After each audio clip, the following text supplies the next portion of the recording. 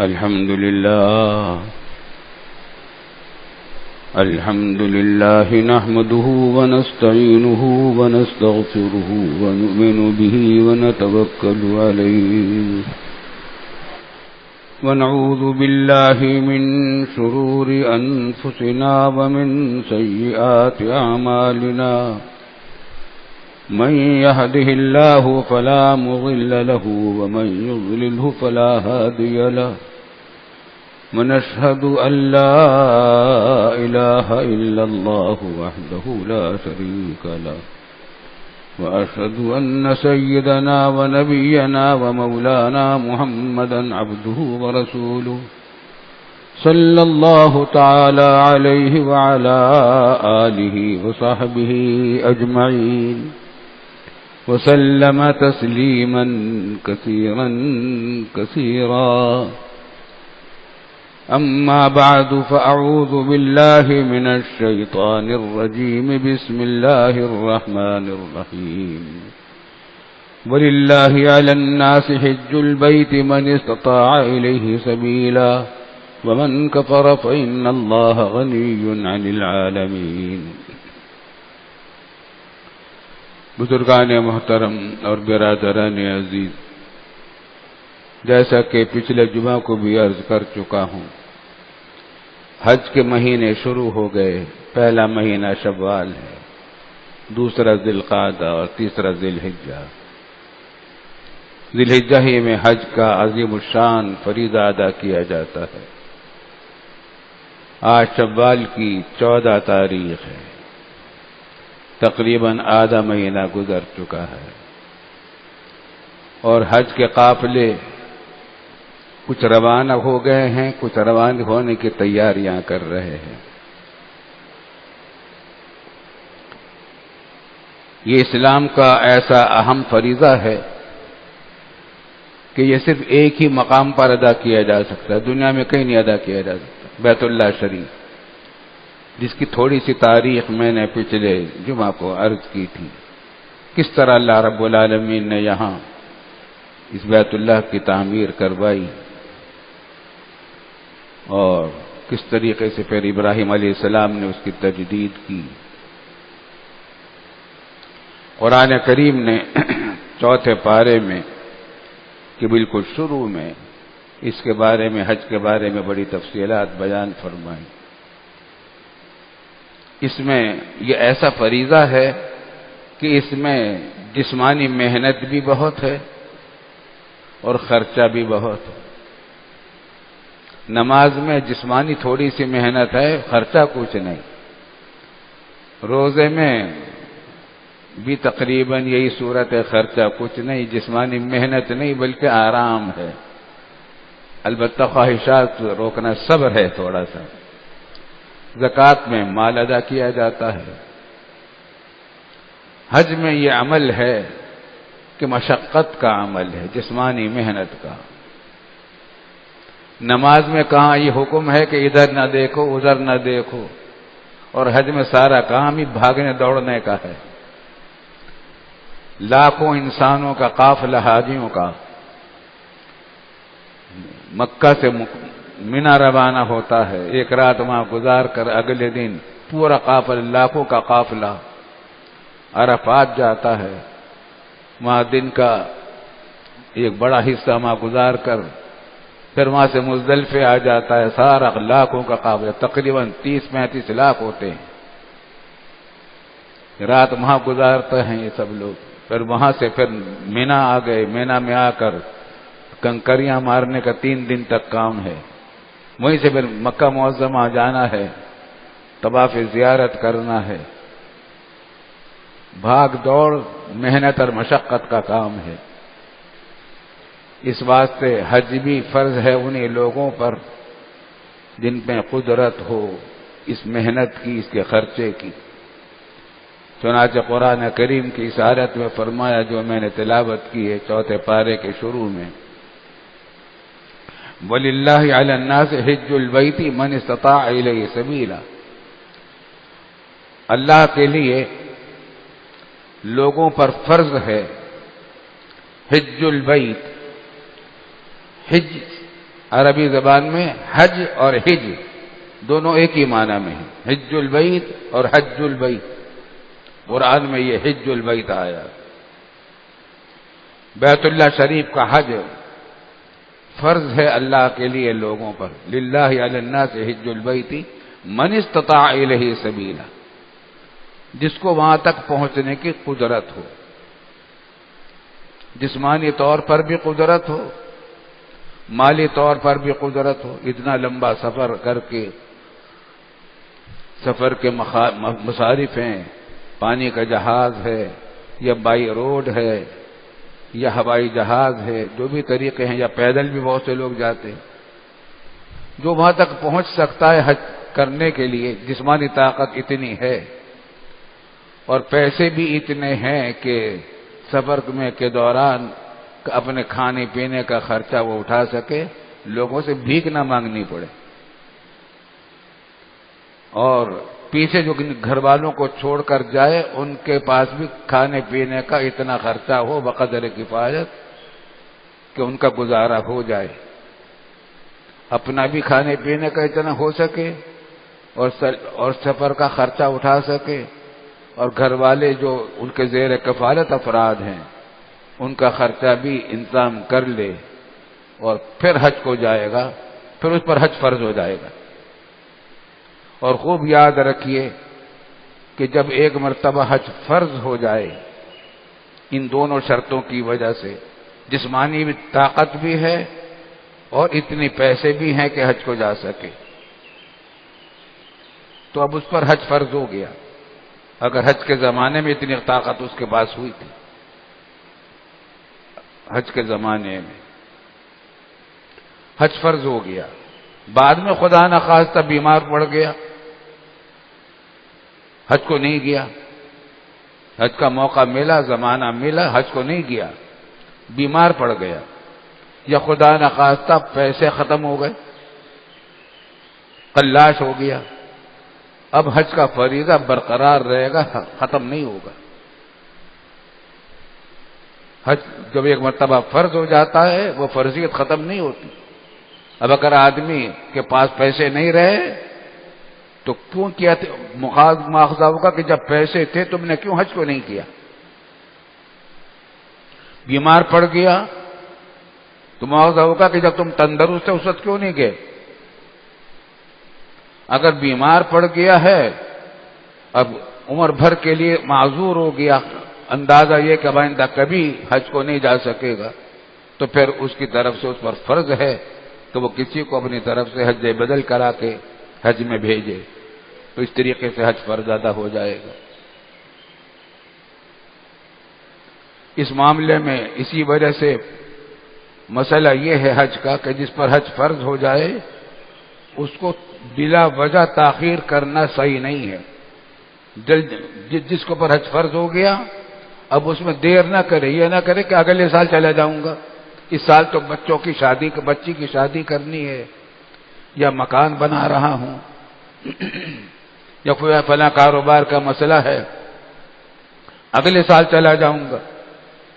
کیا اگلے سال کی خبر ہے کہ زندہ رہیں گے، تندرست رہیں گے، پیسے بھی برقرار رہیں گے؟ کچھ نہیں پتا۔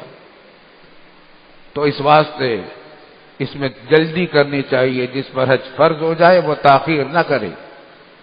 اور جہاں تک یہ کہ مکان بنا لوں، شادی کر دوں، فلاں کام کر لوں، یہ زندے تو چلتے رہیں گے یہاں تک کہ ملک الموت آ جائے گا، ایسے کام بہت سارے باقی رہیں گے، مگر ملک الموت یہ نہیں سنتا کہ تمہارے مکان بن گئے یا نہیں بن گئے، وہ تو اللہ کا حکم جانتا ہے۔ اس واسطے حدیث میں بھی ہے ترغیب کہ حج جس پر فرض ہو جائے اس میں تاخیر نہ کری۔ اور حدیث میں ہے فرمایا رسول اللہ صلی اللہ علیہ وسلم نے کہ من لم یمنعہ حاجۃ ظاہرہ او سلطان جائر او مرض حابس ولم یحج فلیمت ان شاء یہودیا وان شاء نصرانیا۔ ترجمہ یہ ہے، سمجھ لیجیے، بڑی اہم بات ہے کہ جس شخص کے اوپر جس کو آتی ایسی حاجت مندی میں نہیں ہے مالی اعتبار سے کہ حج نہ کر سکے، حاجت مند ہے، حج کا سفر نہیں کر سکتا، مال و دولت ہے، اتنے پیسے ہیں کہ حج کو جا سکتا ہے، آ سکتا ہے، تو کھلی ہوئی اس کو حاجت مندی بھی جس کو نہیں ہے، اور ظالم بادشاہ، ظالم حکومت کی طرف سے ممانعت بھی نہیں، رکاوٹ بھی نہیں ہے، اور بیماری، کوئی ایسی بیماری بھی نہیں ہے جو سفر کرنے سے رکاوٹ ڈالتی ہے، ان تمام، کوئی عذر نہیں ہے، ایسا کوئی عذر نہیں، اور پھر حج کو نہیں کیا اس نے اور مر گیا، تو فرمایا رسول اللہ صلی اللہ علیہ وسلم نے کہ پھر اللہ تعالیٰ کو ایسے شخص کی پرواہ نہیں ہے، چاہے وہ مرے یہودی ہو کر یا نصرانی ہو کر، کافر ہو کر مرے، اللہ کو پرواہ نہیں اس کے مومن ہونے کی پرواہ نہیں۔ بہت سخت الفاظ ہیں، اس واسطے بھائی جن حضرات پر حج فرض ہو گیا ہے، بہت سے لوگ یہ سوچا کرتے ہیں کہ ابھی تو ہم جوان ہیں، حج ایسے موقع پر کریں گے جب توبہ کر لیں، بڑے ہو کر بڑے میاں بن جائیں گے، سارے گناہ کر کے فارغ ہو جائیں، کیونکہ حج سے سارے گناہ معاف ہو جاتے ہیں، سارے گناہ معاف ہو جاتے ہیں۔ حدیث میں آتا ہے کہ گناہ سے ایسا پاک ہو جاتا ہے وہ شخص جو حج کرے، گناہ نہ کرے وہاں، اور بے حیائی کی باتیں نہ کرے، وہاں سے وہ ایسا لوٹتا ہے جیسے ماں کے پیٹ سے آج ہی پیدا ہوا ہے، سب گناہوں سے پاک ہو جاتا ہے۔ تو کوئی آدمی یہ سوچا کرتا ہے کہ بھئی ابھی تو میں جوان ہوں، ابھی پتہ نہیں توبہ ٹوٹ جائے گی، کیا ہوگا، آخر میں کر لوں گا، لیکن کچھ نہیں پتا کہ بڑھاپا ملے گا بھی یا نہیں، بلکہ در حقیقت یہ عبادت جوانوں کی ہے، جوانوں کے کرنے کی ہے، بڑھاپے میں تو دوسروں کا محتاج ہو جاتا ہے، ویل چیئر کا بھی محتاج ہے، ساتھیوں کا بھی محتاج ہے، لیکن بہرحال حج فرض ہو جاتا ہے۔ حج کا مزہ جوانی میں ہے، طاقت کے زمانے میں ہے، آدمی بڑے شوق سے طواف کرتا ہے، سعی کرتا ہے، سارے سفر کرتا ہے، اس کے ایک لطف آتا ہے، اس کا ایک مزہ آتا ہے، اور قرآن کریم میں فرمایا لیشہدوا منافع لہم، حج کے فوائد ایسے ہیں کہ سب کو بیان نہیں کیا جا سکتا، آ کے دیکھ لو کیسے مزے ہیں اس حج کے، اثرات کیا ہیں، کیا برکات ہیں اس کی۔ اس واسطے بھائی جس پر حج فرض ہے کسی عذر کو نہ چھوڑ، جو اگر کوئی عذر نہیں ہے، بیمار، سخت بیمار نہیں ہے، پیسے کی نایابی نہیں ہے، حکومت کی طرف سے رکاوٹ نہیں ہے، پھر حج میں تاخیر نہیں کرنی چاہیے۔ بہت سے لوگ کہا کرتے ہیں کہ ہمارے لیے دعا کر دیجئے کہ ہم بھی حج کو چلے جائیں۔ میں اپنا واقعہ آپ حضرات کو سنا دیتا ہوں، ہر سال سنا دیتا ہوں، اور اس واقعے سے ہر سال تقریباً کچھ لوگوں کو حج نصیب ہو جاتا ہے۔ حضرت والد، ہمارے والد صاحب رحمۃ اللہ علیہ دارالعلوم کراچی کے بانی، بکثرت عمرے کو اور حج کو جایا کرتے تھے۔ وہاں سے جب وہ آتے، وہاں کے جو باتیں سناتے تھے تو ہمیں مزہ بھی بہت آتا تھا، رونا بھی آتا تھا کہ کاش ہم بھی چلے جاتے۔ تو ایک مرتبہ میں نے عرض کی کہ دعا کر دیجئے اللہ تعالیٰ مجھے بھی حج کروا دے۔ باپ فقیہ الامت، مفتی اعظم اپنے وقت کا، اللہ کا ولی، مہربان، انتہائی مہربان باپ، کیا جواب دیتے ہیں؟ تمہارے لیے حج کی دعا نہیں کروں گا، بالکل سنجیدہ ہو کر تمہارے لیے حج کی دعا نہیں کروں گا۔ میں ہول گیا کہ اللہ کیا بات ہے، اتنا مشفق باپ، میں ان سے اور دنیا نہیں مانگ رہا تھا، ان سے تو میں حج کی دعا مانگ رہا تھا، اس سے بھی انکار کر دیا۔ میں نے کہا کیا بات ہے؟ کہنے کہ تمہیں حج کا شوق نہیں ہے۔ میں نے کہا مجھے تو اتنا شوق ہے کہ میں روتا ہوں چپ کے جب آپ کی باتیں سنتا ہوں، جا کے روتا ہوں اس حسرت میں کہ میں حاضر نہیں ہو پاتا۔ پر میں نہیں، تمہیں شوق نہیں ہے، اگر شوق ہوتا تو تم کچھ پیسے جمع کرتے، بتاؤ کتنے پیسے جمع کیے تم نے؟ میں نے کہا پیسے تو جمع نہیں کیے. فرمایا جبھی تو میں کہہ رہا ہوں تمہیں شوق نہیں. میں نے کہا کہ میں اس زمانے میں دارالعلوم کا نیا مدرس تھا، نوجوانی کا زمانہ تھا، ابتدائی استاد تھا، شاید 100-150 روپے تنخواہ ملتی تھی اور میری ایک بچی بھی تھی. تو میں نے کہا کہ میری تنخواہ تو اتنی ہے تو میں اس میں کیا بچا سکتا ہوں حج کے لیے. جو حکمت کی بات سنیے، اب حکمت کی بات. فرمایا کیا تم مہینے میں 1 روپیہ نہیں بچا سکتے؟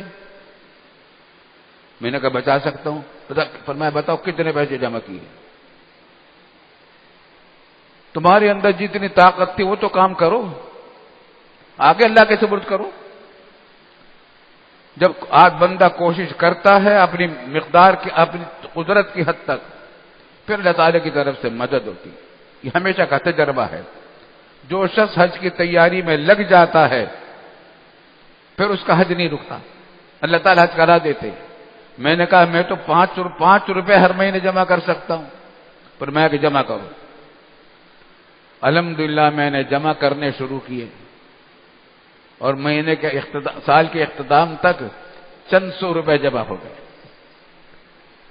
کچھ روپے جمع ہو گئے، مگر حج کی برابر نہیں پیسے ہوئے تھے. اس زمانے میں پانی کے جہاز سے حج ہوتا تھا 1,500 روپے میں، ہوائی جہاز سے حج ہوتا تھا 3,000 روپے میں.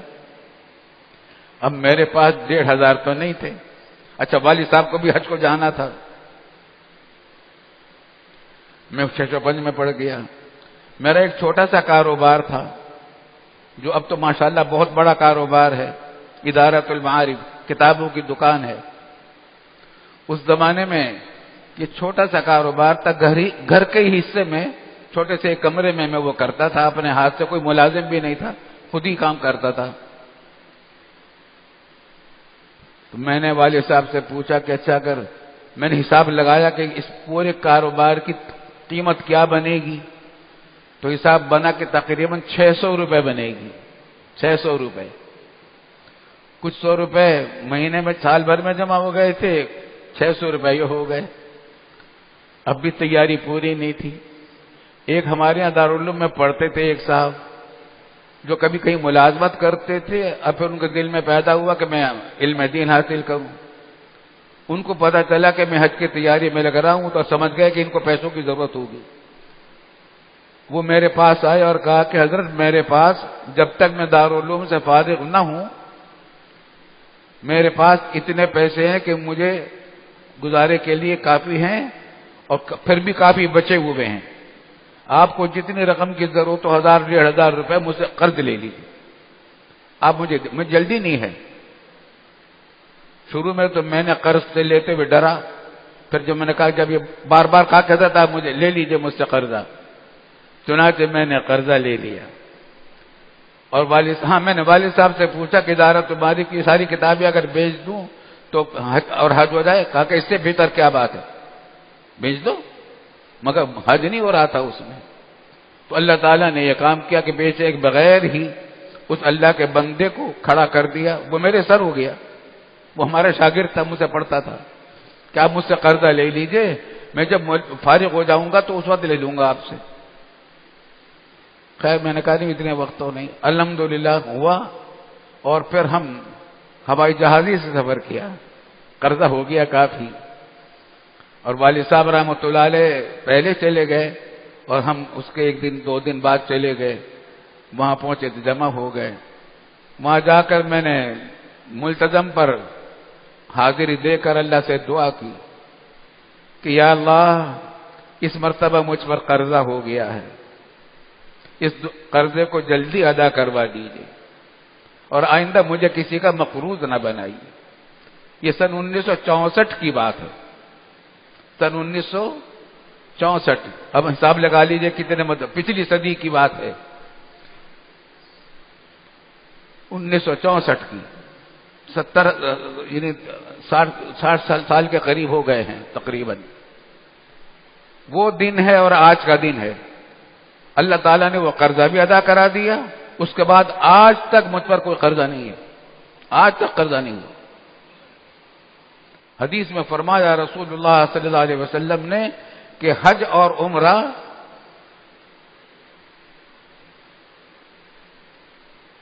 غربت کو دور کرتا ہے، فقر کو دور کرتا ہے اور نفاق کو دور کرتا ہے، فقر کو دور کرتا ہے۔ حالانکہ حج اور عمرے میں خرچہ بہت ہوتا ہے، کہتے ہیں یہ افلاس کو ختم کر دیتا ہے۔ جو شخص حج عمرہ کرے گا افلاس ختم ہو جائے گا، مفلس نہیں رہے گا وہ۔ چنانچہ اس کے بعد سے آج تک یہی بات ہے کہ ایک پیسے کا قرضہ مجھ پر نہیں ہوا، ایک پیسے کا قرضہ نہیں ہے۔ بڑے بڑے کروڑ پتی لوگوں پر قرضے ہو جاتے ہیں، مگر مجھ پر کوئی قرضہ نہیں ہے، اور میرا کوئی کام بغیر پیسے کی وجہ سے رکا نہیں، بلکہ کام کیا کوئی شوق، جائز شوق پیسے کی وجہ سے نہیں رکا۔ اللہم لک الحمد ولک الشکر۔ تو بھائی ہم نے تو اس پر عمل کیا، اللہ نے حج کروا دیا۔ یہ واقعہ سنا دیتا ہوں، اس کے بعد یہ بیٹھے ہوئے ہیں، اگلے سال انہوں نے حج کیا اسی طریقے سے، ایک دو سال کے بعد، اور دوسرے حضرات نے کیا۔ ہر سال مجھ سے ایسے لوگ ملتے ہیں، تو یہ نسخہ یاد رکھیے اور آج سے تیاری شروع کیجیے، انشاءاللہ اللہ تعالی حج کرا دے گا۔ جو شخص ایک مرتبہ ارادہ کر لیتا ہے وہ محروم نہیں رہتا۔ ایک بات تو بھائی یہ ہے، حج کا اہتمام کر لیا جائے، اور ایک بات اور بھی ہے، بعض لوگ حج نفلی کا شوقین ہوتے ہیں، بہت حج فرض بھی ادا کر چکے، نفلی حج بھی تقریباً ہر سال کو جاتے ہیں۔ اس سلسلے میں حکومت پاکستان نے بھی اور حکومت سعودی عرب نے بھی، سعودی حکومت نے تو خاص طور سے 5 سال کی پابندی لگا رکھی کہ 5 سال سے کم وقفے میں حج کو دوبارہ نہ جائیں، نفلی حج کے لیے نہ آئیں، 5 سال کم از کم گزر چکے ہوں۔ اور میں بھی مشورہ یہ دیا کرتا ہوں، اور ہمارے شیخ تھے شیخ عبد الفتاح ابو غدہ، شام کے بڑے عالم تھے، ریاض میں رہتے تھے۔ میں نے ان سے عرض کی کہ حضرت آپ تو ہر سال حج کرتے ہوں گے؟ فرمایا کہ نہیں، میں نہیں کرتا، کیونکہ حج فرض ادا کرنے نفلی حج کرنے والوں کی تعداد اتنی زیادہ ہو جاتی ہے کہ اس رش کی وجہ سے حج فرض ادا کرنے والوں کو دشواری پیش آتی ہے۔ اور واقع بھی یہی ہے، ہمارا اندازہ بھی ہے کہ تقریباً آدھے آدمی حج نفلی کرنے والے ہوتے ہیں، حج فرض ادا کرنے والے بیچارے بوڑھے ہوتے ہیں، کوئی 70 سال کا ہے، کوئی 80 سال کا ہے، عورتیں ہیں، بوڑھے ہیں، وہ رش کی وجہ سے پریشان ہو جاتے ہیں۔ اس بات پہ اس مقصد کے لیے اگر حج کو چھوڑیں گے بھی تو ثواب ملے گا نفلی حج۔ حضرت ابو ہریرہ رضی اللہ تعالی عنہ نے اپنا حج فرض تو حضور صلی اللہ علیہ وسلم کے زمانے میں کر لیا تھا، حضور صلی اللہ علیہ وسلم کے ساتھ کر لیا تھا حجۃ الوداع میں۔ اس کے بعد جب تک ان کی والدہ حیات رہیں حج کو نہیں گئے، کیونکہ والدہ کی خدمت کرنے کے لیے ان کی ضرورت تھی وہاں۔